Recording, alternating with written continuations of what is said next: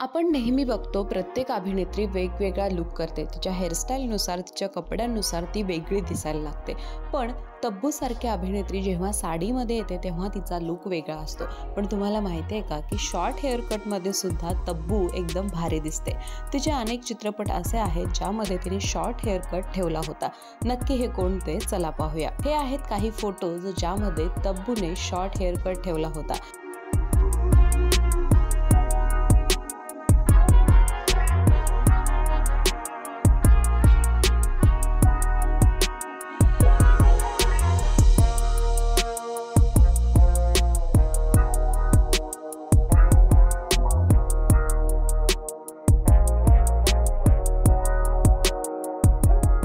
तुम्हाला यापैकी कोणता लुक सर्वात जास्त आवडला नक्की कळवा।